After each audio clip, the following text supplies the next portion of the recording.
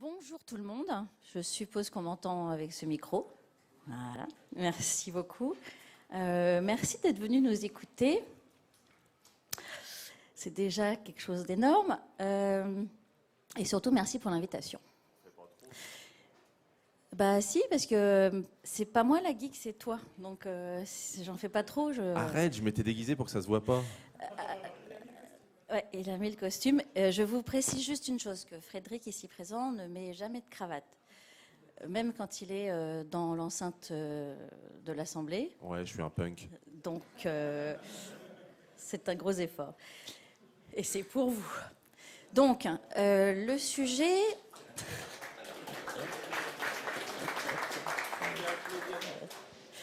Tu fais applaudir ma cravate, c'est exceptionnel.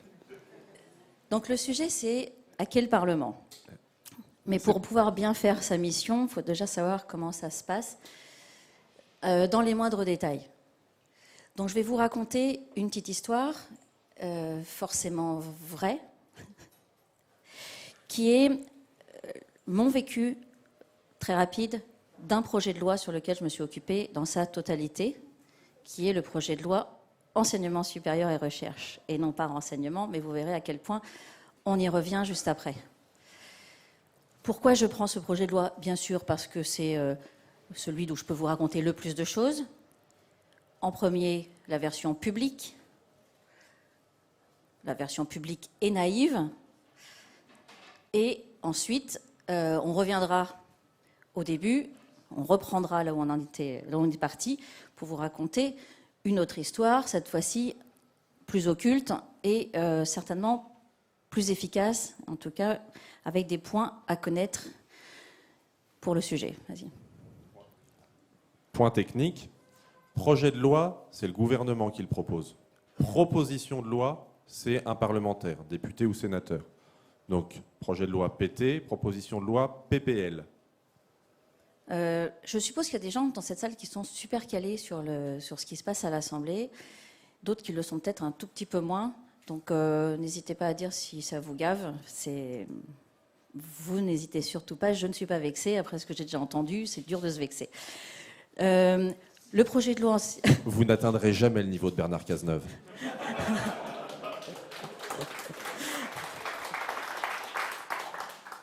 Donc, le projet de loi enseignement sup-recherche est arrivé.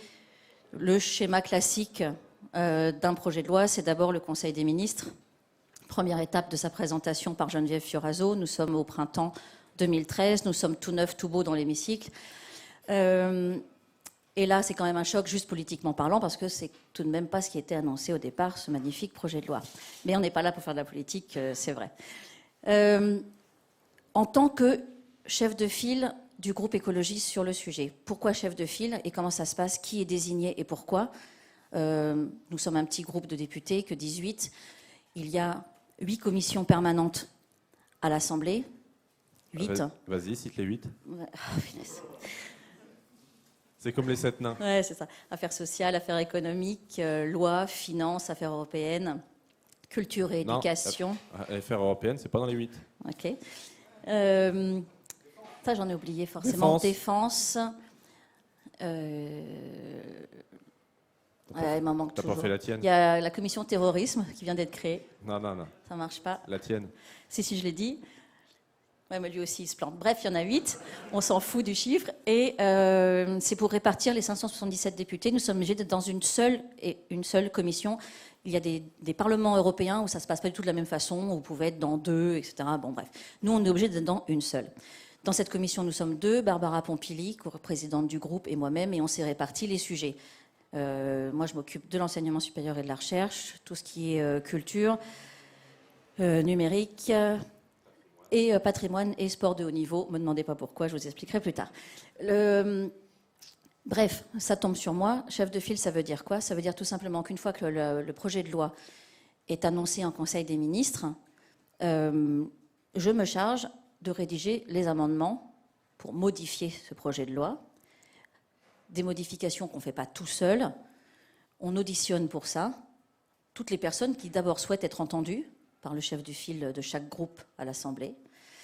Ça peut être des syndicats, des collectifs, des profs, des présidents d'université, bref, tous ceux qui veulent et tous ceux que nous, on souhaite auditionner pour avoir une vue d'ensemble sur un texte et pas seulement un tout petit aspect ou l'aspect étudiant. Il nous faut aussi l'enseignant-chercheur, etc., des disciplines variées pour voir si on ne se plante pas, pour voir si on sent bien ce qui se passe, pour vérifier qu'on est en phase avec les attentes de toute la population, de tous les acteurs de l'enseignement supérieur et de la recherche. Et en premier lieu, j'étais chez Europe Écologie Les Verts à ce moment-là, et donc il y a une commission thématique particulière qui traite de l'enseignement supérieur et de la recherche au sein du parti, et c'est vers eux qu'on se tourne pour avoir aussi leur position en tout premier. C'est logique, et c'est comme ça que ça se passe normalement pour tous les partis. Et quel que soit le projet de loi, ce projet de loi renseignement, il y a également une commission technique dans les partis qui traite de ce sujet et qui planche dessus depuis déjà des années. Donc ça fait finalement... Ou se contente de dire que c'est très très bien. Oui, voilà, non, c'est bien. Il y en a qui réfléchissent, merci. Puis d'autres qui disent juste surveiller tout le monde, c'est bien. Voilà, donc il y a... Voilà. Bref, les experts et ceux qui les écoutent. On fait des amendements et le texte passe ensuite en commission. C'est en commission que tout se décide, mais malheureusement, ce n'est pas forcément en commission que vous avez les journalistes qui parlent du sujet. Donc là, on a un premier problème. C'est-à-dire que souvent, la presse vous parle des projets de loi lorsque le texte est dans l'hémicycle, et parfois même, il ne vous parle du projet de loi que lorsqu'il est en vote, qu'il est mis au vote. Donc c'est très tard, c'est très très très tard dans toute la chaîne où on pourrait intervenir. En commission, la ministre vient. Je dis la ministre parce que pour le sujet enseignement sup, c'était Geneviève Fioraso. Elle est présente en commission. Ça peut durer des plombes. Il y a un rapporteur qui est nommé dans le groupe majoritaire, en l'occurrence c'était Vincent Feltès, nommé rapporteur du texte. Le rapporteur peut ne pas être forcément en accord avec le ministre. Donc, c'est également un interlocuteur extrêmement important. S'il fait son travail correctement, le ou la rapporteur va aller consulter tous les chefs de file de tous les groupes parlementaires.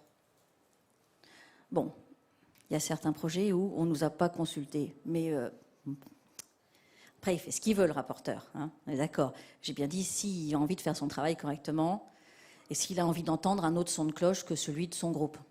Donc, juste, le rapporteur produit, comme son nom l'indique, un rapport. C'est-à-dire qu'une fois que la loi arrive à l'Assemblée, le rapporteur est nommé par la commission, et il est toujours du groupe majoritaire, puisque c'est un vote, donc c'est forcément le groupe majoritaire qui l'emporte. Il écrit un rapport qui donne une étude de contexte plus ou moins fouillée. Et donc, c'est aussi la question de qui il va rencontrer pour faire son étude de contexte. Et il produit un rapport qui, inévitablement, dit que le projet de loi est très très bien, puisque ça vient de son gouvernement. Voilà, donc c'est forcément très bien.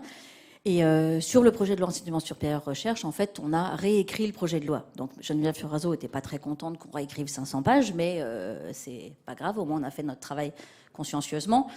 Il faut savoir aussi que parfois ça gave les autres collègues.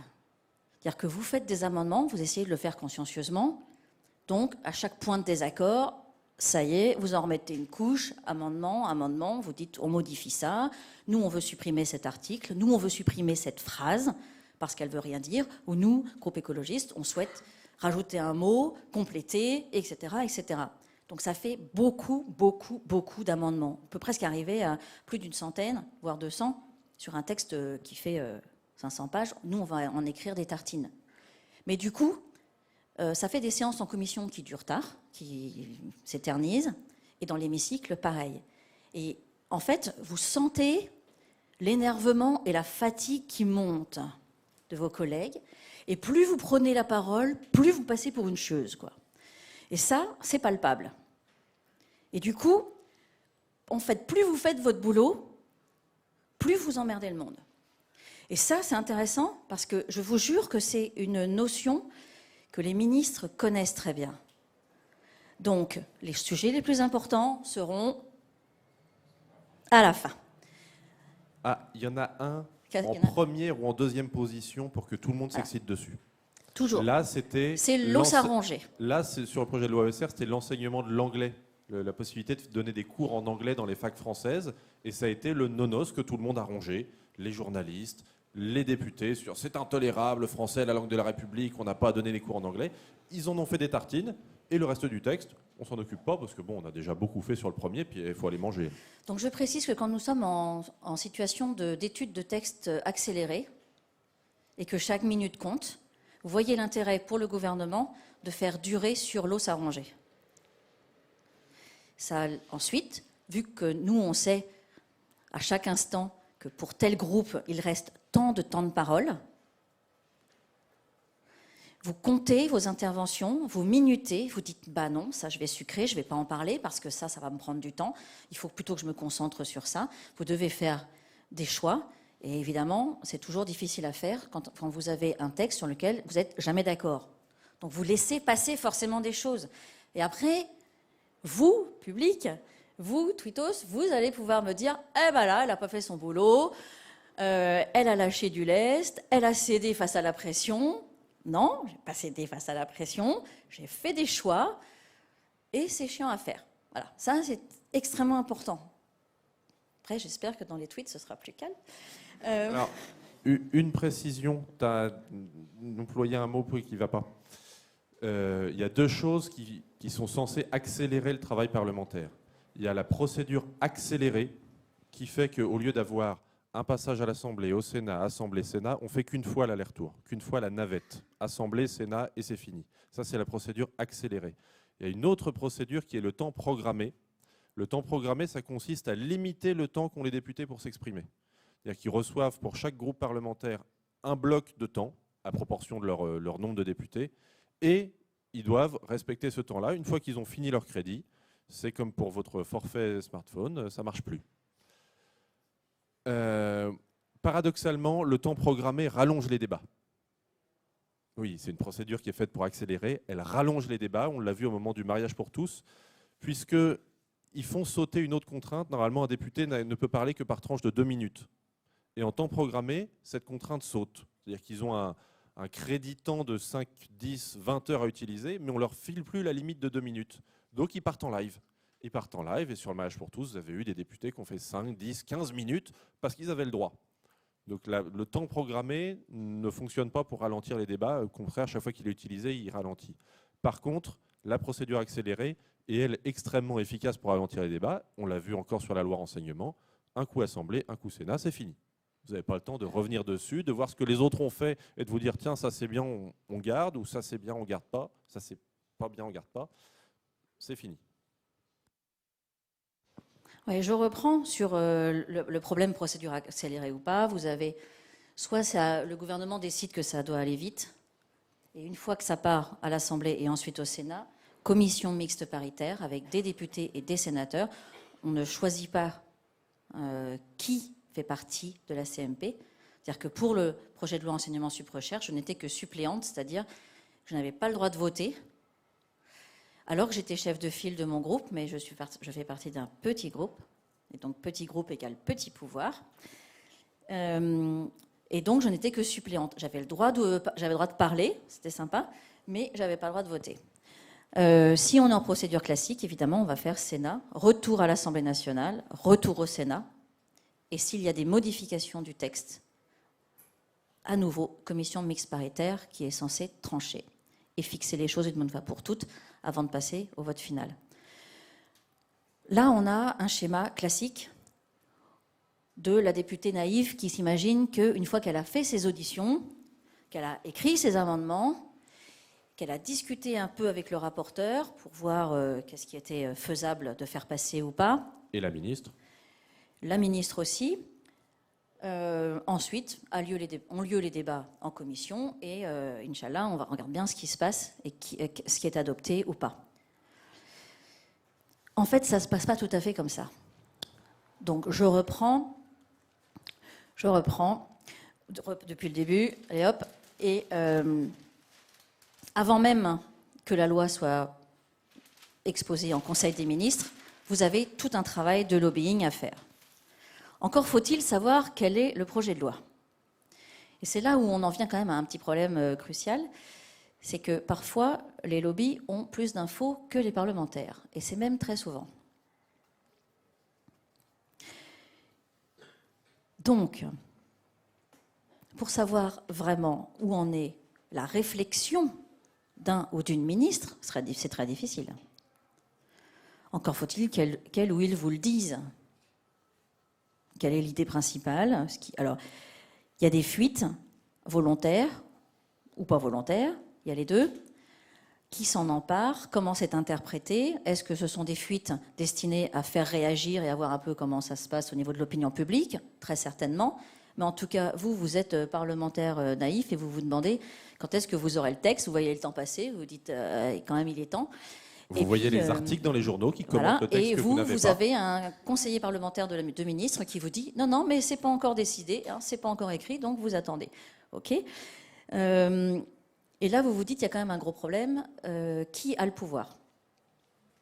C'est important. Les lobbies qui vont pouvoir intervenir avant, je fais une petite allusion à la loi renseignement, où lorsque certains d'entre vous se sont regroupés pour ni pigeons ni espions, vous avez eu tout de suite, là je l'ai vu, hein. Moi il m'a fallu 3 plombes et des semaines entières pour avoir un rendez-vous, mais vous l'avez eu tout de suite. Et avec un résultat immédiat. Attends, on reviendra après sur... Non, on y reviendra après. Mais en tout cas, avec un résultat immédiat, parce que Bernard lui-même l'a annoncé dans l'hémicycle, hein, qu'il avait écouté, qu'il vous avait entendu, et qu'il avait tout de suite pondu un amendement. Donc, avant toutes ces discussions, il y a effectivement l'énorme pouvoir des lobbies. Et les discussions secrètes, auxquelles vous ne faites pas partie, puisque vous ne faites pas partie des discussions de la majorité. Et si je reviens sur le projet de loi ESR, avant même les discussions, vous avez des dîners ou des déjeuners de travail. Et là, c'est intéressant, les déjeuners de travail, parce que vous avez la ministre qui convoque quelques députés chefs de file de la majorité. À l'époque, je faisais encore partie de la majorité. Et elle essaye de vous donner les éléments de langage entre la salade et le fromage. C'est assez efficace, si vous ne faites pas gaffe, mais là, vous commencez à vous poser des questions, vous vous dites ah ouais, le budget, il est donc en équilibre et il est mieux que l'année dernière. C'est marrant, c'est pas ce que j'avais cru comprendre en lisant le texte. Et pourtant, elle a l'air sûre d'elle. Ouais, mais toi, tu réfléchis, tu te poses des questions, c'est pas bien. J'en pose trop, oui, c'est vrai. Mais là, on répète, j'étais encore naïve. Donc, forcément, je ne savais pas encore exactement comment ça allait se passer, comment j'allais être bouffée, ça dépend. Donc, le repas, mine de rien, on vous invite pour, soi-disant, discuter du projet de loi, mais c'est un déjeuner où on vous dit que tout va bien, qu'en fait, il n'y a pas besoin d'écrire un seul amendement, parce que c'est tout comme il faut, que c'est exactement... Ça respecte exactement les promesses du président, mais que compte tenu quand même des grognes ici ou là, des pressions à gauche, à droite, il a fallu faire quelques compromis et donc il ne faut surtout pas bouger ce texte. Alors la phrase consacrée, c'est un texte équilibré. Il faut respecter l'équilibre. Respecter l'équilibre, texte équilibré, ça veut dire qu'en fait, vous êtes vraiment dégueulasse si vous venez toucher le moindre gramme de cet équilibre, vraiment, vraiment travailler en avance dans les ministères. Franchement, vous êtes une chieuse, quoi, parce qu'il est équilibré. C'est important. Donc, vous voyez cette pression, comment ça se passe, les déjeuners, les machins. Mais ensuite, l'important est de savoir où agir. Quand vous avez, on est là sur les premières séances à l'Assemblée, lorsque le ministre, la ministre commence à s'apercevoir que vous êtes vraiment pénible et que vous ne céderez pas. C'est important la partie ne pas céder, parce que vous avez des députés qui s'arrangent pour dire bon allez, si tu me fais passer cet amendement-là, moi je te promets que mon groupe va voter à l'unanimité pour ton projet de loi, il n'y a pas de problème, je m'en occupe, je gère, etc. Puis là, vous avez quand même une chef de file qui dit bah non, nous, le projet de loi, on ne le votera pas, hein, parce qu'il y a 5 points importants, et que ces 5 points-là, s'ils n'y sont pas, c'est niette. Là, ça devient quand même beaucoup plus embêtant. Et là, on passe à l'étape du dessus, c'est-à-dire ça. Exit ministre, welcome Élysée. Petit déjeuner à l'Élysée avec le conseiller de François Hollande à l'enseignement sup et à la recherche, qui à l'époque s'appelait Pierre-Yves Mérindol. Monsieur Mérindol, ENS Cachan, pro-LRU, etc. Bon. Et là, vous êtes conviés à un petit déjeuner avec... On voit que le relais a été passé, c'est terminé, le pouvoir se trouve finalement là où il a toujours été, c'est-à-dire à l'Élysée, que la ministre, c'était bien sympa, mais la décision finale, c'est Mérindol qui va la prendre, et c'est lui qui va essayer de vous convaincre, de me convaincre en l'occurrence, que là, c'est possible que ça passe. Là, franchement, j'exagère, mais trouvons un terrain d'entente, etc., trouvons un compromis. Alors, là, c'est quand même assez bref, ça dure 1 heure, c'est un petit déj. Il ne faut pas non plus dépenser des milliers des cents, je suis que écolo, hein, après tout. Bon, bref. Et puis, de toute façon, ils savent très bien qu'ils ne peuvent pas m'acheter, donc c'est même pas la peine de dépenser plus qu'un croissant. Et là, effectivement, non, mais on touche à un point important qui est celui que ce n'est pas les ministres dans notre Ve République qui ont un pouvoir quelconque. En tout cas, la plupart des ministres n'ont aucun pouvoir. Axel, si tu m'entends, tu as le droit de réagir. Sors de ce corps, non, je ne sais pas où elle est. Il y a un gouvernement, un shadow gouvernement, qui se trouve être les conseillers du président. Quand vous avez des lobbies qui veulent intervenir, ils ne vont pas voir un ministre ou une ministre, ils vont voir les conseillers de François Hollande et essayent d'intervenir, de se faire entendre, etc. Tu voulais intervenir, Frédéric ?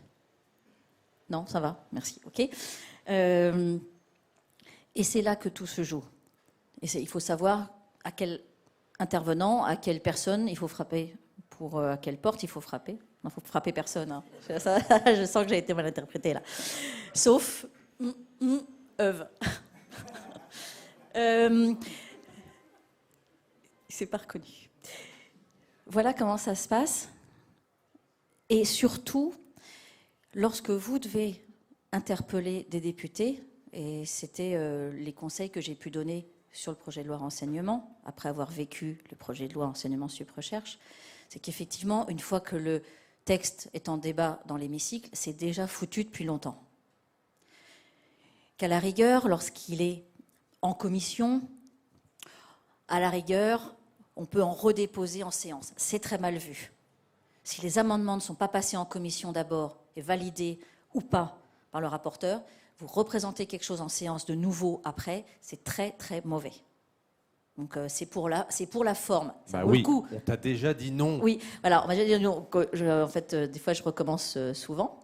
Et là on me redit non, mais ça a très peu de chances de passer. Donc là où il y a des chances de pouvoir agir et de proposer des amendements aux députés qui sont chefs de file des groupes, c'est là où c'est pas la peine d'aller frapper à toutes les portes non plus. Vous allez à ceux qui sont chefs de file de leur groupe parlementaire, chefs de file sur ce projet de loi précisément.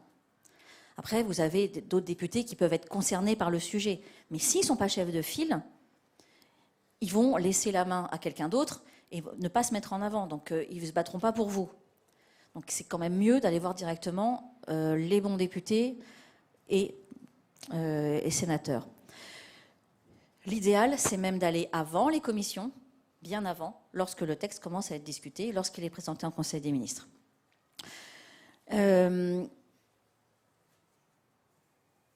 Vous avez quand même nettement plus d'impact finalement que nous. C'est un peu ça que vous allez constater. Vous constituez en lobby, en hacker, en ce que vous voulez, en quadrature, ouais. Vous êtes vachement déguisé. Hein. Vous avez effectivement beaucoup plus de poids que des députés qui sont à la limite de la majorité et qui font leur boulot. Un pied dedans, un pied dehors. Un pied dedans, ouais, c'est ça. Et c'est avant qu'il faut y aller et qu'il faut aller voir, oui, les députés, pas envoyer de mail, aller les voir. J'insistais sur ce point-là. Par pitié, envoyez plus de mails. C'est non, moi, parce qu'on c'est en moi a, qui les reçois. C'est plus possible, on n'y arrive pas, on n'est pas équipé, quoi. Non, et si donc parfois je réponds Et parfois, on ne répond pas. C'est trop, c'est too much, c'est ingérable. Il faudrait quasiment, sachez-le, que moi, j'embauche quelqu'un à temps plein pour répondre simplement aux mails. Donc, des fois, je ne suis pas polie. Et, pardon ? Ouais, mais se pose la question de l'utilité de l'emploi et du budget. Et du budget. Donc, petit aparté, comme ça, vous n'aurez pas à me poser la question après. Tous les députés disposent de 9 500 € pour embaucher des collaborateurs. 9 500 €. Alors, je peux payer tout le monde 500 € et les exploiter jusqu'au 100. Ah, mais ça, c'est pas légal. Donc, j'ai préféré en prendre moins, mais les payer mieux. Mais ça veut dire aussi que j'ai 3 personnes, 2 à 80%, Frédéric à temps plein. Techniquement, on est 3,3 payés sur ton budget. Voilà. Et je participe au salaire d'une collaboratrice de groupe qui reste à Paris et qui travaille pour la commission culture et éducation, et donc qui est partagée avec d'autres députés qui travaillent sur la même thématique, en l'occurrence Barbara Pompili. Donc, avec ça, j'ai pas de quoi payer les mails de quelqu'un qui s'occuperait des mails. Donc, je vous dis franchement, c'est même pas la peine, les mails. Vous pouvez téléphoner. Téléphonez pas juste pour discuter au téléphone, parce que la députée, elle n'aura pas le temps.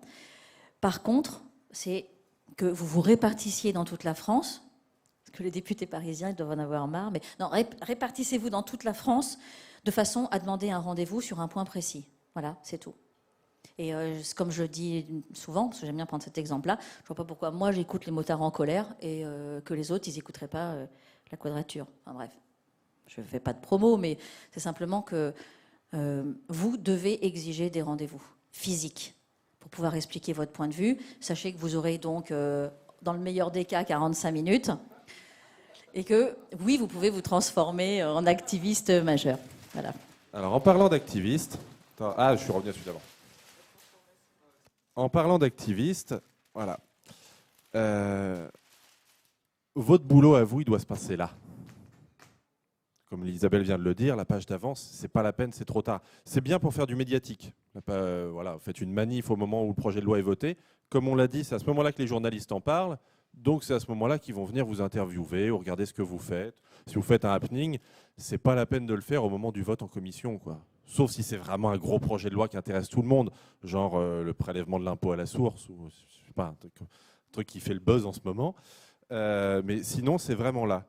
Et on a eu un exemple dans le train en arrivant. Ça fait très When I woke up this morning, c'est le truc du jour, le truc de stand-up. Quand je suis venu dans la salle, mais là c'est vrai, dans le train en arrivant, Isabelle cherchait le nom du conseiller de l'Élysée, Mérindol.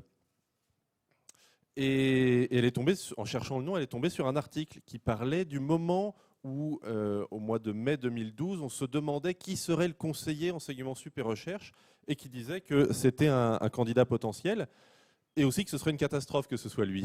L'article disait c'est une catastrophe, c'est un mec qui était pour toutes les réformes que la droite a fait, donc il va continuer à faire pareil.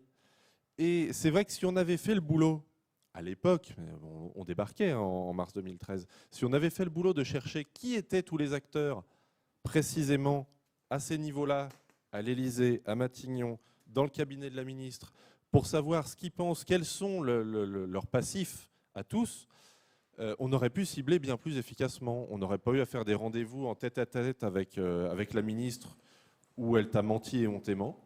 Oui, en fait, là, tu es en train de suggérer qu'on aurait dû faire des fiches sur tous ces acteurs-là. Ouais. En gros. Ouais.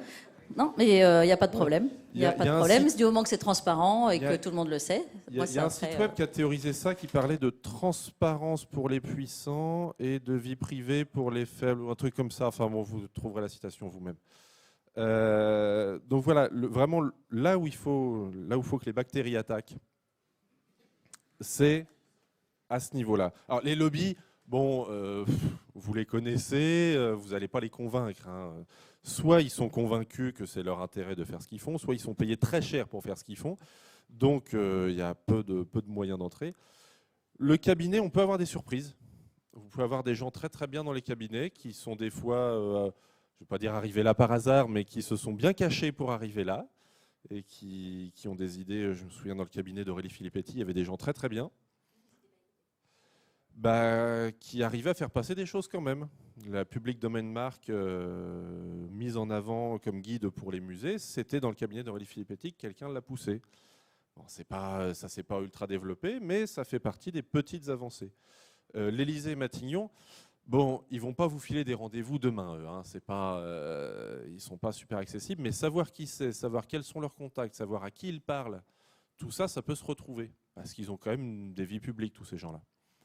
Et donc, ça vous donne des portes d'entrée pour faire passer des idées, dire façon vaccin, le truc qui va arriver au bon endroit, et pas beaucoup trop tard, pas beaucoup trop tard dans la procédure. Et pour l'épilogue, avant de vous donner la main, j'aimerais que tu me remettes sur la version naïve. Ouais, celle-là. Donc, vous avez suivi, il y a eu, pour le projet de loi enseignement supérieur de recherche, une CMP, une commission mixte paritaire, un vote. Et puis, parce qu'on avait réussi à mettre la pression avec un vote contre, puisqu'on était à l'époque quand même dans la majorité et que 18 voix, ça comptait, pour avoir la majorité, pour que la loi passe. Ouais, c'était plus symbolique qu'autre chose, mais quand même. Donc on avait réussi finalement, en mettant cette pression-là, à avoir des éléments que nous jugions importants. Ça allait peut-être pas pour tout le monde, mais en tout cas, il s'agissait d'avoir un scrutin direct dans les conseils d'administration, conseils académiques, des regroupements d'universités. Parce que le scrutin indirect, c'était la porte ouverte à cooptation, et puis on fait ce qu'on veut. Et puis les autres n'ont pas besoin de savoir ce qui se passe à l'intérieur des facs. En fait, le modèle à l'époque, c'était l'intercom. Vous votez pour vos conseillers municipaux, puis après ils vont faire ce qu'ils veulent à l'intercom. Vous ne savez pas qui va y aller, vous ne savez pas ce qu'ils vont faire, ils n'ont pas été élus sur un programme. Ils font ce qu'ils veulent entre eux. Là, c'est la même chose pour les universités, on ne voulait pas de ça. Donc, on obtient quelques petites choses et on crie pas victoire, mais on dit, bon, bah d'accord, puisqu'on a obtenu des petites choses, on ne vote pas contre. Enfin, si, moi j'ai voté contre quand même. Mais disons que certains peuvent s'abstenir et qu'on les remercie d'avoir fait un petit effort. Parce qu'on est quand même poli, même si on vote contre, contrairement à certains qui ne sont pas polis dans l'hémicycle. Ce qui est important, c'est que quelques mois plus tard, en fait, et j'en terminerai par là, tout le travail qui avait été fait, il a été balayé. Donc ça avait servi à rien du tout, puisqu'est arrivée la loi d'avenir agricole, d'alimentation, de la forêt. Dans cette loi, il y a eu un cavalier législatif majeur, après l'article 27. Donc cette loi a été votée en mars 2014. Donc on était 9-10 mois après le projet de loi enseignement sup recherche, avec un amendement du gouvernement qui a annulé tout ce que le groupe écologiste avait fait passer dans le projet de loi enseignement de sup recherche par rapport à l'enseignement supérieur dans le domaine agricole. Donc, il pouvait très bien nous faire un petit cadeau en façade. Il savait aussi que quelques mois plus tard, de toute façon, bon, je ne vais pas être vulgaire aujourd'hui, il y a des caméras, il savait très bien que quelques mois plus tard, de toute façon, c'était cuit et qu'il pouvait céder pour les écolos et avoir leur vote, puisque ils non niqueraient quelques mois plus tard. Donc voilà, non mais c'était tellement ça que voilà. Ça c'est pour la présentation du travail que je fais, que vous pouvez faire, et maintenant bah, c'est vos questions.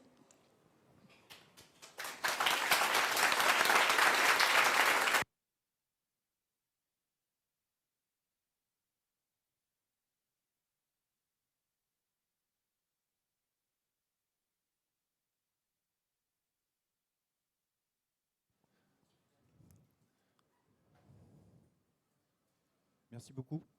Merci beaucoup pour cette intervention, c'est très éclairant. Laurent Séguin, président AFUL, on s'écrit assez régulièrement. Je suis complètement d'accord avec toute cette présentation. Il y a des choses... moi, je me pose des questions surtout d'organisation politique. À quoi sert le député si moi, je dois faire le boulot d'aller voir le cabinet d'un tel ou un tel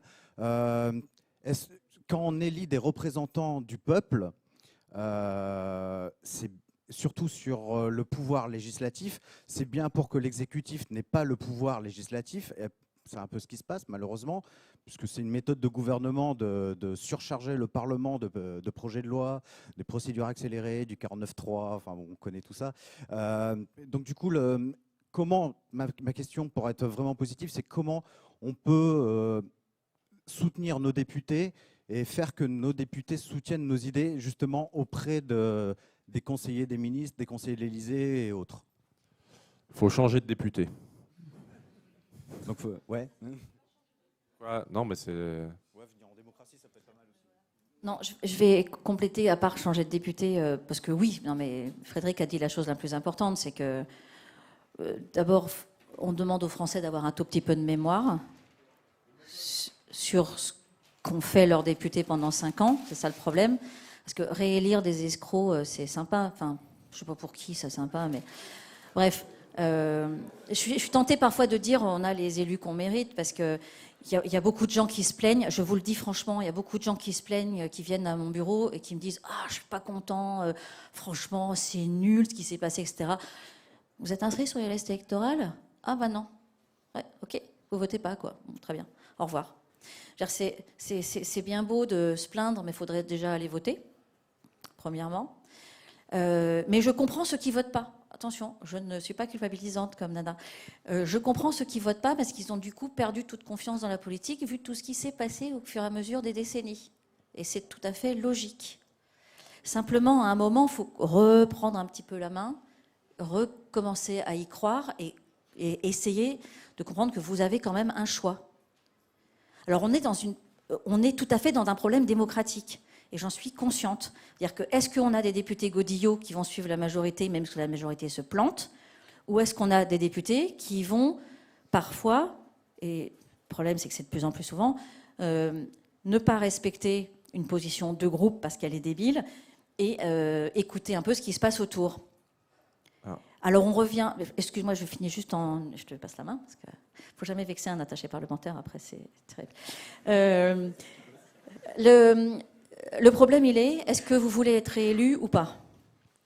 Est-ce que, en tant que député, vous voulez que votre appareil politique, votre gros parti, je pense à un gros parti majoritaire, est-ce que vous voulez que ce gros parti majoritaire, il vous remette en tant que candidat sur votre circonscription ou pas ? Parce que du coup, il peut vous basader. Hop, vous avez un challenger qui débarque en 2017 parce que vous n'avez pas été sage sur le projet de loi renseignement. Ou sur tout autre projet de loi. Donc oui, il y a un problème démocratique. Mais ça, après, moi, je ne m'occupe pas de tous les partis politiques. Hein. Déjà, ce n'est pas évident dans le mien. Donc, chacun, ça... Mais en tout cas, c'est vrai qu'on a un problème. Si on a des élus qui disent « moi, je fais que 1 ou 2 mandats » et qu'on limite les mandats dans le temps, vous n'aurez plus ce genre de problème. Parce que du coup, vous ne chercherez pas à être réélu, à faire plaisir, à vous mettre dans le sens du vent, etc., etc. Et vous aurez l'obligation, si vous ne faites que 1 ou 2 mandats, de respecter la parole et de respecter les engagements que vous avez tenus devant vos électeurs. Alors, il y a pire, quelque part. Tu me disais comprendre celui qui ne va plus voter parce qu'il y allait une fois. La deuxième fois, la première fois, on a voté en conscience. La deuxième fois, on a vraiment réfléchi sur le programme. On perd à chaque fois. La troisième fois, on vote utile en se disant, bon, les 2 premières fois, ça ne servit à rien. La troisième... je vais quand même voter pour un qui a des chances de passer, qui sera pas celui que je voulais, mais moins pire que celui qui va passer sinon. On est déçu parce que finalement, il est identique à celui qui devait être le pire, voire pire que celui qui devait être le pire. Hein, on vit ça en ce moment. Hein. Et la 4e fois, on n'y va pas parce que ça va, je me suis fait avoir 4 fois, j'ai mieux à faire de mes dimanches. Non, il y a pire que celui-là dont le raisonnement est un peu logique. On a eu pendant les départementales celui qui dit « Non, il y en a marre, c'est toujours les mêmes, ils tiennent tout. » Oui, mais vous avez voté pour qui ? Pour celui qui est passé, là. Ça fait 30 ans qu'il est là, il vient d'avoir la Légion d'honneur pour 60 ans de mandat. Le mec a 60 ans. Pourquoi 60 ans de mandat ? Parce qu'on récompense les cumulards. Vous avez plusieurs postes en même temps, on vous récompense pour le total, pas pour le nombre d'années où vous avez été élu, non, c'est pour le nombre total de mandats. Donc, j'ai voté pour celui-là. 60 ans de mandat, lui tout seul, l'année de ses 60 ans. Ah oui, mais lui, je le connais. Ah là, ça devient très compliqué. Ça devient très compliqué, mais effectivement, il faut être connu. J'étais candidat au départemental, j'ai fait un super score dans mon village. Et dans un village d'à côté, qui est celui qui est entre mon village et le village de la femme qui était candidate avec moi. On a fait un super score sur 3 villages. C'est ballot, celui qui a gagné, il avait été maire de la grosse ville au milieu. Pendant longtemps. Donc il y a ce problème-là. Mais c'est là aussi où il y a un travail. Donc de mémoire, j'ai renvoyé le lien vers nosdéputés.fr, qui est un très bon élément pour rappeler aux gens à quoi leur député a servi pendant 5 ans, ou n'a pas servi pendant 5 ans. Nos députés, nos sénateurs, ça marche avec, et c'est un collectif citoyen qui fait ça très bien. Se pose la question effectivement d'être connue. Et si Isabelle a été élue, c'est aussi parce qu'elle était connue en dehors de la politique avant de se présenter. Juste pour ceux qui ne sauraient pas, elle était directrice de musée avant, à Bayeux, tapisserie de Bayeux, il y en a plein qui l'ont fait, voyage scolaire. Je ne veux pas t'apprendre. Non, mais c'est pas ça. J'ai même pas dit que tu étais une bonne directrice de musée. C'est vrai, en rien. Plus. Mais t'aurais dû, parce que là, la prime de fin d'année, il n'y en a plus. Donc, sur nosdéputés.fr, il y a la présence dans l'hémicycle des députés. Alors, parfois, ils sont là qu'une fois par an, quand ils ont le temps. Donc, parfois, c'est ça. Parfois, c'est un petit peu l'encéphalogramme plat. Parfois, vous avez des gens qui sont super présents. C'est génial. Moi, je ne suis pas trop comme ça non plus. Mais surtout, vous avez les mots-clés. C'est-à-dire que le nombre de mots qu'ils ont utilisés, les mots qu'ils utilisent le plus. Vous avez un nuage de mots-clés. Vous avez une belle liste de mots comme ça. Et puis, il y en a, ils n'ont pas de mots. C'est pas beau de se moquer, je sais. Alors, mais en fait, c'est vraiment particulier parce que vous vous dites, mais ils ont fait quoi en fait, on a voté pour des députés qui ont dit quoi, qui ont fait quoi. Et c'est assez pathétique. Quoi. Quelque part, c'est paradoxal de dire ça, puisqu'on vous a présenté que ce n'était pas à l'Assemblée que ça se passait, mais avant. Bon, il ne faut pas se leurrer non plus. Ceux qui ne viennent pas du tout à l'Assemblée, ce n'est pas ceux qui font ce qu'ils veulent au niveau du ministère. Hein. Et quand même, ce n'est pas une preuve, mais c'est quand même un gros indicateur. Pour nous qui sommes dedans, quand vous avez une page Nos députés vide, c'est bien que c'est un député qui ne sert à rien. Ah, si, il peut servir, mais il est maire d'une ville. Oui, et il peut être efficace ailleurs. Conseiller départemental, voilà. Et président de son intercom. Est-ce qu'on a répondu à ta question, Laurent?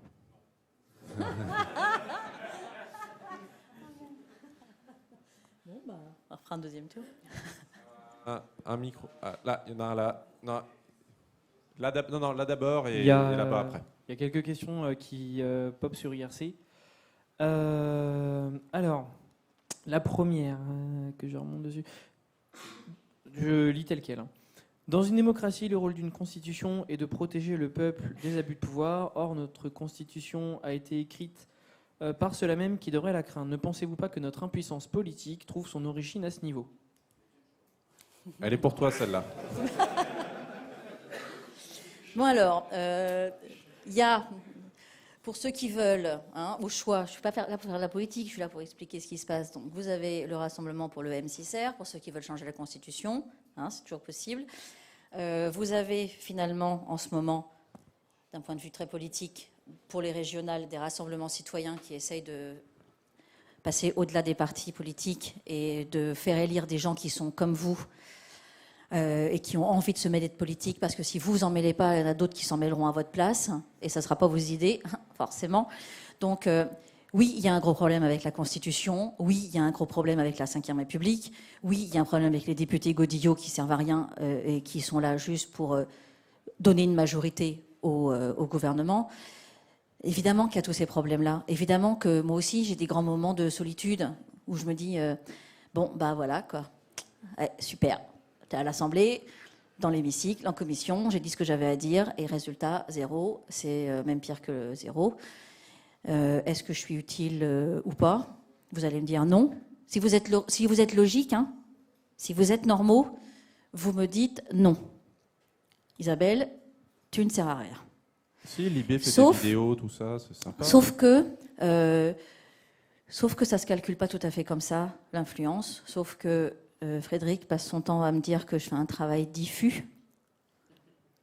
Pour moi, je ne suis pas la reine de la patience, mais pourtant, il va falloir que j'apprenne. Mais ça veut dire que oui, on plante des graines, que oui, on essaye de faire passer des messages, et que, voilà, si j'ai 3 collègues qui me disent « Ah, finalement, ce que tu as dit l'année dernière ou ce que tu as dit il y a 3 ans, ça a fait écho à une visite d'un groupe, d'un collectif qui est venu me voir cette année et j'ai mieux compris. » Bon, ça fait plaisir.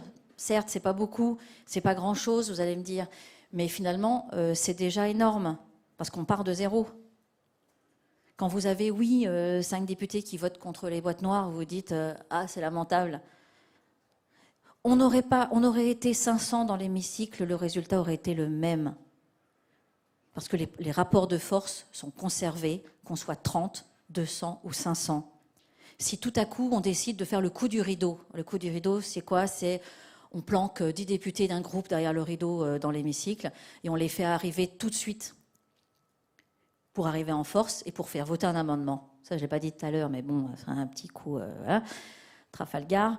Ceux qui ont suivi les lois Adopi, tout ça. Voilà, vous savez, à ce moment-là, qu'est-ce qui va se passer ? Il y aura forcément un chef de file du groupe majoritaire qui va demander une suspension de séance ou qui va, parce qu'ils sont très très forts, beaucoup plus forts que moi là-dessus, ils vont arriver à avoir un discours qui dure 10 minutes, comme ça, en s'écoutant parler, 10 minutes. Et pendant les 10 minutes, vous voyez arriver un par un tous les députés du groupe majoritaire qui rappliquent, parce qu'on les a réveillés dans leur bureau. Qui ont été sifflés par qui SMS. à qui on a dit « Urgence, urgence, il y a la chieuse en action !» Donc, ils vont arriver progressivement tous dans l'hémicycle. Et de toute façon, vous n'aurez pas raison. Ça ne passera pas parce qu'ils ont un arsenal de solutions qui vous battront forcément. Donc, dans vos réactions par rapport, effectivement, au fait de dire « Aïe, aïe, aïe, ça ne les intéresse pas, ils sont 15 dans l'hémicycle », ça veut dire que c'est un sujet qui ne les intéresse absolument pas. Là, je vous rassure, on aurait été 500, c'était pareil. Évidemment, ça donne la sensation que c'est un sujet qui ne les intéresse pas. Mais c'est pas ça, c'est qu'on en a aussi plein en même temps. Et ça, personne ne le sait. C'est-à-dire que si je suis pas dans l'hémicycle, c'est parce que je suis dans une réunion avec un autre groupe ou c'est parce que je suis en commission. Mais personne ne le dit. Alors Frédéric avait une idée qu'il a suggérée à Claude Barthelone pour ça. Mais j'attends encore. En fait, on vous a parlé des 8 commissions permanentes tout à l'heure. On voit tous les images de l'hémicycle et toujours les images à moitié vides. Sauf qu'il y a effectivement ces 8 commissions qui peuvent se réunir, pas toutes en même temps, sinon l'hémicycle serait vraiment vide, mais qui peuvent se réunir simultanément. 1, 2, 3, 4. Et juste pour mieux rendre compte de l'activité parlementaire, il suffirait de mettre des pastilles sur le côté des autres réunions en cours, qu'on puisse voir qu'il y a des députés qui bossent. Ce serait déjà un plus. Mais il y a aussi tout ce qui ne se voit pas. On a parlé des auditions tout à l'heure, c'est pas filmé, c'est pas public. Il y a les missions d'information parlementaire qui font des auditions aussi, qui bossent, qui peuvent être en déplacement, tout ça n'apparaît pas. Ne tombez pas dans l'antiparlementarisme primaire, il y a tellement plus à faire sur l'antiparlementarisme secondaire, c'est-à-dire de montrer ce qui débloque vraiment. La photo de l'hémicycle vide, c'est facile, c'est efficace, pouvoir des choc des photos, tout ça, mais choc des images, mais ça ne représente pas le fond du problème. Et d'ailleurs, les députés en place savent très bien argumenter là-dessus pour vous répondre que non, il n'y a pas de problème, tout va très bien. Et vous n'aurez pas fait avancer le fond. Non, sinon, il reste un truc, mais j'ai un peu honte d'en parler. Il reste le truc qu'on réussit à faire passer et dont tout le monde se fout tellement. Ils sont contre sur le fond, mais ils s'en foutent tellement que ça passe. Dans ce fameux projet de loi enseignement sup et recherche, vous vous souvenez peut-être de l'amendement qui accorde une priorité aux logiciels libres. Ah, peut-être un peu. J'étais dans l'hémicycle, moi je ne siège pas dedans, hein, mais j'étais dans l'hémicycle à ce moment-là. On a droit à un petit strapontin dans un coin. Et ce fameux amendement, quand il est passé, l'enchaînement des amendements, vous avez peut-être déjà vu ça probablement. Et rappel, il était quoi, 2h du matin quand même ? Ouais, dans ces eaux-là. L'enchaînement, c'est le député présente son amendement, parle ceux qui ont envie de dire s'ils sont d'accord, ceux qui ont envie de dire qu'ils sont contre, normalement un de chaque. Puis le rapporteur du projet de loi donne son avis, donne l'avis de la commission, dit avis favorable, avis défavorable.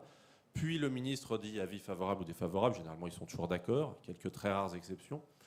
Et le président de séance annonce, voilà, je mets aux voix l'amendement 3220 avec un avis défavorable de la commission et du ministre. Et là, vous avez tout un tas de députés qui sont là uniquement pour lever la main. C'est-à-dire qu'ils ne participent pas au débat, ils sont juste là pour représenter la majorité. Donc ils sont de permanence et ils sont là pour une séance de 5-6 heures où, quand on leur dit défavorable, il faut qu'ils lèvent la main à contre, et quand on leur dit favorable, il faut qu'ils lèvent la main à pour. Et là, on était en fin de séance et j'ai assisté à ce moment où la présidente... Alors, vous doutez bien qu'au bout d'un moment, lever le bras, ça devient lever le coude, puis lever le poignet, Puis éventuellement, un mouvement de tête. Un mouvement de tête, histoire de dire qu'ils sont toujours vivants, qu'on n'est pas au musée Tussaud. Et donc, la présidente, elle est en charge de compter. Alors, le résultat est connu d'avance, c'est d'autant plus pénible, parce que ça n'a aucun intérêt. Le résultat est connu d'avance, c'est avis favorable, ça passe, avis défavorable, ça passe pas. Donc, la présidente est censée compter les avis. Et ce soir-là, la présidente, elle en avait un peu marre. Elle en avait un peu marre de devoir dire « Levez bien les mains que je puisse compter ». Et donc, quand est venu cet amendement sur le logiciel libre, c'est vraiment terrible ce que je raconte, quand est venu cet amendement sur le logiciel libre, ils étaient suffisamment endormis pour qu'elle ait envie de se foutre un peu d'eux. Et donc, elle a compté les voix qui votaient pour. Donc, il y avait les écolos pour. Ils étaient 3, de mémoire. 3. Il y a peut-être eu Laure de la Raudière ou Lionel Tardy qui savait de quoi ça causait, qui a levé la main aussi. Donc je vois ça, puis j'y prêtais absolument pas attention, je dormais sur mon écran, moi, à ce moment-là. Et au moment de qui vote contre, il y en a peut-être eu 2 qui ont levé la main vraiment. La présidente a décidé de faire un exemple pour la cause. Elle a dit « Amendement adopté ». Et là, je relève la tête. Hein Quoi et après, faut savoir que c'est prévu ce truc-là. C'est pas la première fois que ça arrive. Il y a tout un tas de procédures qui sont prévues pour pouvoir le chanter ensuite. Il y a notamment une procédure de seconde délibération où le gouvernement dit alors sur celui-là, il y a eu un truc, on revote. À la fin, en bloc. Ah, ceux-là, ils les ratent pas par contre. C'est en accéléré, c'est tout cela. Les députés savent qu'ils en ont 5. Il faut lever la main au moment où on dit contre, donc il n'y a pas de problème. Mais sur ce coup-là, tu voulais compléter ? Alors, en fait, ce qui s'est passé, c'est que le gouvernement n'a pas réagi avant le passage au Sénat.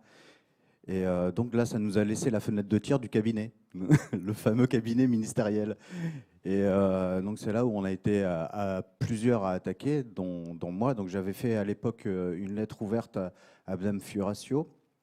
En réaction, en fait, parce qu'on avait déjà fait un travail préparatoire auprès du CAB, mais on a eu une belle opportunité, c'est-à-dire que le Syntec, l'AFDEL et l'INRIA ont signé une lettre pour dire qu'il fallait enlever l'amendement. Donc ça m'a ouvert un boulevard de contre-lobbying assez formidable. Et donc du coup, il y a l'INRIA qui s'est mêlé, tous les syndicats. Et donc ça a foutu tellement la merde que le gouvernement qui voulait poser le même amendement que pour la loi de l'enseignement, pas de l'enseignement supérieur, mais la loi pour l'école, où il y avait neutralité vis-à-vis des technos, en fait, ils ne l'ont pas déposé. Et puis on peut dire merci aussi à quelques DSI de ministères qui ont bien aidé en interne après au sein du gouvernement. Donc, mais ça a été vraiment ultra chronophage. Mais qui depuis ont été virés. Non, oups. Pas tous. Pas tous. Mais ce qu'il faut voir, c'est que en fait, ça a demandé une énergie. Si on compte en hommes-jours, ça fait une centaine d'hommes-jours juste pour sauver cet amendement, quoi. Passé par erreur, rappelons-le. Pas par erreur, par inadvertance. Par accident. Non, mais c'est pas pareil. Oui, bonjour. Je voudrais revenir sur quelque chose que vous avez dit tout à l'heure. Mais avant, je vais vérifier que j'ai bien compris, parce que sinon, ça ne sert à rien que je pose la question. Vous avez dit que les députés étaient parfois un petit peu inutiles parce qu'ils se laissaient un petit peu influencer, parce qu'ils avaient envie d'être réélus. C'était ça ou pas ? D'accord. Et moi, je me disais que si on les obligeait à n'avoir qu'un mandat, éventuellement, on pourrait avoir un peu plus de turnover, ce qui pourrait être plus sain. Mais est-ce que ça ne les pousserait pas aussi à appliquer une politique de la terre brûlée ? Parce que moi, j'ai un petit peu l'impression qu'actuellement, le jeu politique, c'est un peu... ne le prenez pas pour vous, voilà, mais la plupart des gens en politique, c'est un peu... faut que je me fasse élire au poste le meilleur possible, comme ça, je vais en profiter pour me faire plein de sous, pour me faire plein de copains bien puissants, et puis après, je vais m'en aller dans ma retraite dorée avec mon parachute doré. Et je me disais que peut-être le fait d'avoir qu'un seul mandat, ça entérinerait encore plus cette démarche-là. Mais c'est juste une question. C'est très intéressant parce que ça me permet de développer juste une toute petite idée que j'aurais pas eue il y a 2 ans. Déjà, je suis personnellement pour le mandat unique. Si on avait un mandat de député de 7 ans, je pense que j'aurais dit je veux n'en faire qu'un seul. Là, c'est 5, c'est parfois un peu court pour pour faire quelque chose. Donc, j'ai signé la charte anticorruption, la charte anticorps avant mon élection, et j'ai dit que j'en ferais 2 maxi. Bon, déjà, il faut être élu. Hein. Bon. Mais en tout cas, au maximum 2, et je trouve ça suffisant. Après, on laisse sa place à d'autres, s'il y en a qui ont envie. Et s'il y a des vocations dans la salle, n'hésitez pas. Moi, je suis sur la circonscription, 5e circonscription du Calvados. Ça en laisse 576 de libre pour 2017. Non, mais s'ils veulent prendre la suite après, ça sera sur la mienne aussi, hein, attention. Et c'est important parce que vous vous dites, si on limite à un seul mandat, ils vont effectivement pouvoir se dire, allez, on s'en met plein les poches, on va en profiter un maximum pendant ces 5 ou ces 7 ans, et puis on s'en fout de ce que les gens ont pu nous dire. Je ne pense pas, parce que là, on oublie une notion qui est très forte, qui est l'addiction au pouvoir. Et il faut bien l'avoir en tête, cette addiction au pouvoir. Et parce qu'elle vient en un an, en moins d'un an, elle vient et elle vous change tout. Elle vous change les gens. C'est-à-dire que vous avez des députés convaincus. Au bout d'un an de courbettes, au bout d'un an de « Bonjour, Madame la députée, comment allez-vous, Madame la députée ? Et est-ce que je vous amène quelque chose, Madame la députée ?» Donc, c'est pas le Japon, mais presque. Et vous avez finalement les avantages de la fonction. Vous pouvez en profiter et vous goinfrer.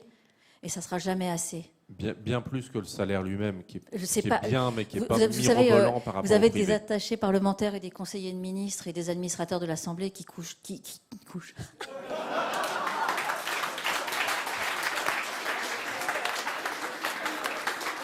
Non, j'ai rien bu. Qui touchent 2 fois plus que moi. Non, celle-là, elle était géniale. Il ne faut surtout pas la couper au montage. Donc, c'est pas une question de salaire. Juste 5 minutes de sérieux avant qu'on libère la salle, parce qu'après, je suis sûre qu'il y a un sujet encore plus sérieux que le nôtre qui arrive. Cette addiction au pouvoir, en fait, elle est ultra puissante et elle fait des dégâts très vite. Et c'est ce qui explique aussi qu'on cumule les mandats dans le temps et qu'on s'habitue à l'épaisseur de la moquette et à la voiture de fonction.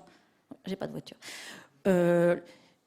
Mais en tout cas, ça, c'est quelque chose d'extrêmement important à avoir en tête. Et donc, je suis convaincue que si les élus n'avaient qu'un mandat, s'il était un tout petit peu plus long, encore une fois, j'aurais vraiment voté pour 7 ans maxi. Mais en tout cas, si on limite dans le temps, ça devient un garde-fou et ça sert à appliquer les idées pour lesquelles on a été élu et pas à changer d'avis en cours de temps, en cours de mandat, en fonction du vent et en fonction des lobbies et en fonction de la pression du gouvernement. Alors, 2 exemples très concrets suédois. Isabelle a reçu un député suédois qui s'appelle Frédéric. Voilà. C'était la première fois de ma vie que je rencontrais un Frédéric. Apparemment, c'est courant là-bas, mais moi, c'était le premier. J'ai retenu que le prénom. Elle lui posait la question, vous faites quoi contre le cumul des mandats en Suède ? Il l'a regardé avec des grands yeux. Il a fallu traduire plusieurs fois l'expression. Il dit, mais sa première chose, c'était, mais c'est pas très pratique. Enfin, c'est-à-dire, vous dirigez une région et vous êtes à l'Assemblée en même temps. Donc ça, c'était le premier exemple. Conceptuellement, ça n'existe vraiment. La France est une exception mondiale au niveau cumul des mandats en simultané. Et sur le cumul dans le temps, c'était une autre réception de députés suédois qui ont eu des discussions qu'on n'avait jamais vues avec des députés français. C'est et toi, tu fais quoi après ? Posez la question à un député français. Et vous, à la fin de votre mandat, vous faites quoi ? À part être réélu ou déjà le fait qu'ils aient souvent un autre mandat à côté, je vais continuer mon mandat d'à côté. Je serai vice-président du conseil régional. Enfin, je fais quoi ? Voilà ce que je fais. Le fait, en 2017, la loi contre le cumul des mandats va restreindre ce qu'ils peuvent faire. Ils pourront toujours être députés et conseillers régional. Ils ne pourront plus être députés et présidents du conseil régional. C'est un mieux, c'est quand même pas gagné encore. Donc voilà, ça va avancer. Je pense vraiment que n'avoir qu'un mandat, ça oblige à y travailler, puisque vous ne pouvez pas prendre l'excuse de l'autre ou avoir les contraintes de l'autre. Parce que député, c'est quand même, quand vous le faites un temps soit peu, c'est quand même un job plus qu'à temps plein. On se retrouve le vendredi à faire des conférences devant des gens qui n'ont même pas de cravate. Et non, vraiment, je pense que ça ferait une différence. Et l'exemple, c'est les pays étrangers, où là, ça marche. C'est parfait que vous parliez de la Suède. Ils ont une gestion de l'argent public assez drastique pour les élus. Déjà, vous en pensez quoi par rapport à la France ? Je sais que c'est assez difficile, c'est quasiment impossible à faire en France maintenant, mais est-ce qu'on pourrait essayer de tendre vers quelque chose comme ça? Et surtout, comment? Et c'est là que j'arrive à placer inopinément ma phrase de Gandhi, ah merci, qui est que l'exemplarité n'est pas une solution pour résoudre les problèmes, N'est C'est pas, là- n'est pas le meilleur moyen de n'est convaincre. pas le meilleur moyen. Non, c'est la seule, c'est le seul moyen, l'exemplarité. Et que on peut rigoler des fois, et je reviens souvent sur cette affaire Toblerone parce que c'est symptomatique. Moi, j'étais en Suède j'ai habité en Suède entre 90 et 98. En 95, il y a eu l'affaire Toblerone. Mona Sahlin, députée du budget, qui utilise sa carte de crédit du ministère au lieu de sa carte de crédit Ministre du Travail. voilà, qui, au lieu de sa carte perso, pour payer la cantine de ses gamins, il y en avait quand même pour 5 000 € à peu près, et dans la liste des courses, il y avait 2 paquets de Toblerone, donc c'est devenu l'affaire Toblerone. Cette femme-là allait devenir Premier ministre en Suède, c'est-à-dire chef de l'État. C'était quelqu'un de brillant, qui, sous la pression du public, a démissionné. Elle n'a pas mis 48 heures pour réfléchir, hein, ou pour savoir si elle devait rembourser. C'était niette. Et de toute façon, donc elle a automatiquement démissionné et elle a repris. On va dire qu'elle a eu un long passage à vide en politique avant de revenir 3 ans. Bah, c'est long, politique, 3 ans. Et en même temps, en France, il y avait quoi comme affaire? Il y avait l'affaire Tapie. Et là, on ne parlait pas de Toblerone ou de 5 000 €, mais c'était en millions. Et finalement, ça passait inaperçu. Enfin, qui a exigé la démission de Tapie? Qui a fait un scandale? Ben non, parce qu'en France, on aime peut-être bien les escrocs, je sais pas. Enfin voilà, c'était pas si grave que ça. Pas pour tout le monde, hein, je vous rassure. Pour certains, c'était quand même grave. En tout cas, il y en a qui démissionnent pour quelques euros et d'autres qui restent en place. Et oui, j'aurais aimé qu'en France, on soit quand même un petit peu plus proche du modèle suédois que du modèle français d'aujourd'hui. Ça peut venir. Ça peut venir. Je veux dire, prendre l'avion avec ses enfants, non. Non, voilà, c'est tout. J'ai des collègues aussi au Parlement européen, comme Karima Deli, qui ont fabriqué une vitrine où elle met les cadeaux que les gens lui offrent pour l'acheter. Et c'est très important de pouvoir dénoncer le travail des lobbies. Donc moi, avec ma collègue Laurence Abeille, on était en caméra cachée quand même dans un restaurant de lobby chez Françoise. Dans l'émission Capital.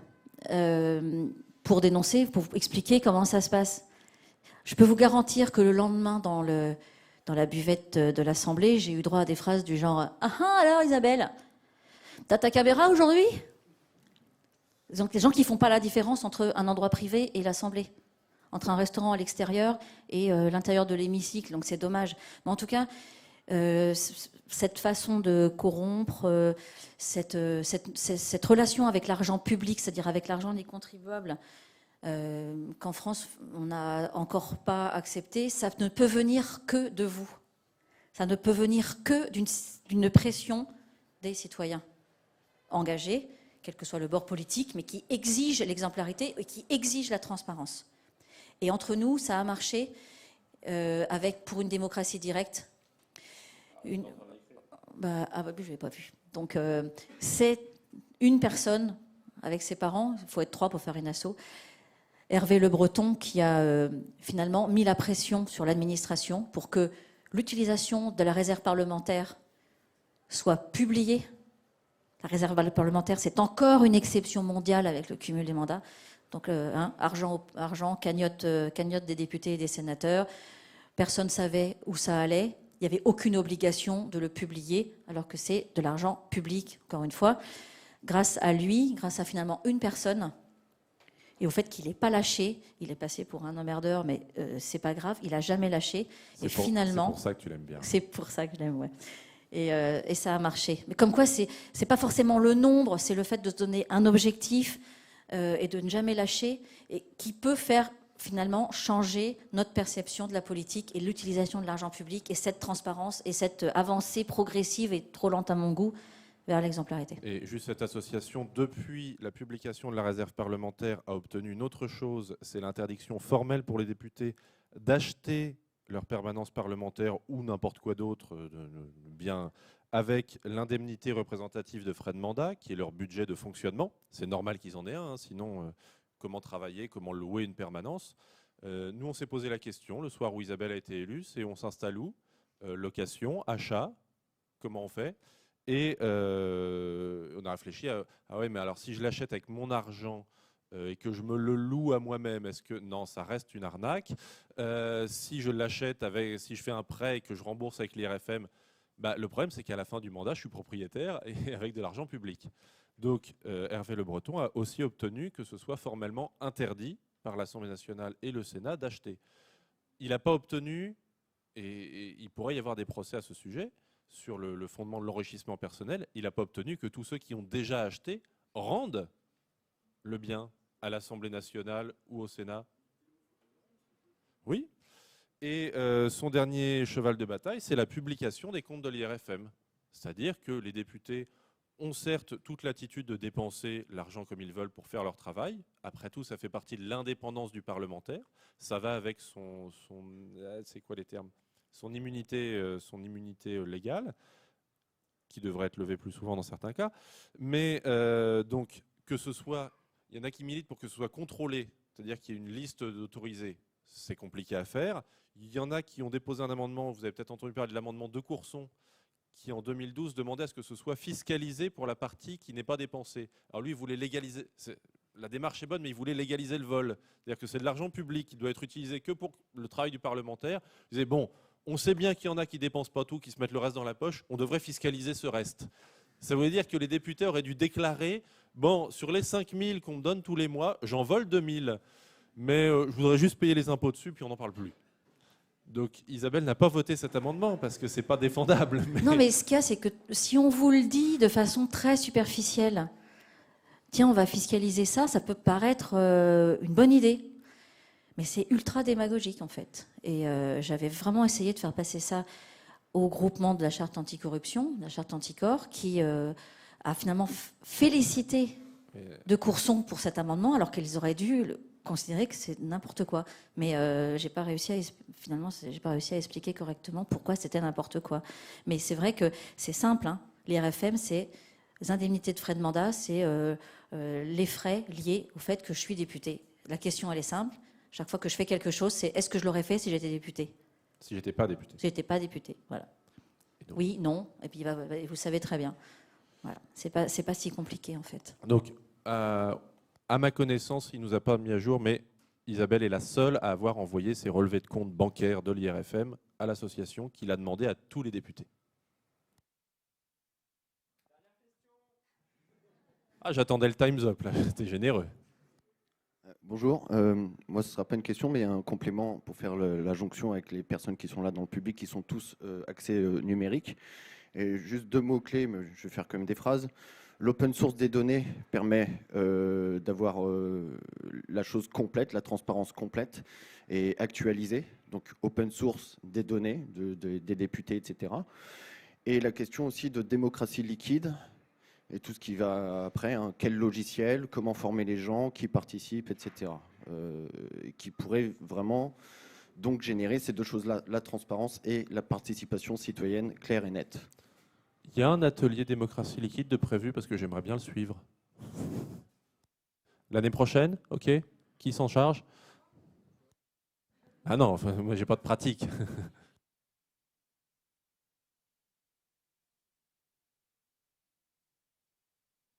En termes de participation citoyenne, il y a quand même hier, j'étais pas dans l'hémicycle pour la motion de censure de la droite, mais j'étais chez moi. Tu l'as voté quand même. Je l'ai voté par procuration, mais le jury citoyen de la réserve parlementaire que j'ai mis en place depuis 3 ans, c'est en fait la réserve parlementaire, je suis contre.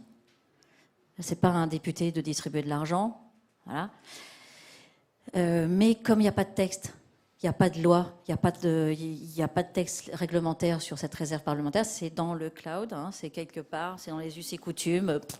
Jamais personne n'a été foutu de me trouver quoi que ce soit du début d'une phrase. Donc je ne peux pas la faire supprimer par une proposition de loi. Donc la seule solution que j'ai trouvée pour faire moins pire, c'est de tirer au sort 9 personnes qui se réunissent en septembre pour distribuer les 130 000 € de la réserve parlementaire, qui étudient les dossiers qui leur parviennent. J'ai simplement fixé le cadre. C'est-à-dire que j'ai pas juste dit bon bah moi j'ai pas envie de m'en mêler, après tout vous allez le faire à ma place. J'ai fixé le cadre parce que c'est la seule chose qu'un politique peut faire, c'est d'avoir au moins une vision et un cap pour les années à venir. Donc j'ai décidé quels étaient les projets qui pouvaient être soutenus par ma réserve parlementaire. Pas les projets, les valeurs que doivent Les porter les valeurs, projets. voilà, simplement les valeurs. Comme ça, au moins, vous savez que si vous voulez financer un rond-point, vous n'allez pas vous adresser à Isabelle Attard, ça c'est sûr. Et donc j'ai mis transmission des savoirs, accessibilité, développement durable. Il y en a des tonnes, mais c'est que des beaux, c'est normal. Et là, l'aide au logiciel libre, etc., c'est bien stipulé. Donc tous ceux qui ont des projets qui vont dans ce sens-là savent qu'ils peuvent au moins soumettre un projet au jury. Citoyens tirés au sort, je ne les connais pas, ils vont bosser tout seuls pendant un mois. Et c'est la seule façon, on parlait d'exemplarité, mais pour le moment, je n'ai trouvé que cette solution pour lutter contre le clientélisme et pour garantir que l'argent public de la réserve parlementaire est utilisé pour l'intérêt général et non l'intérêt privé. Et sur ce, puisque c'était la dernière question, au revoir.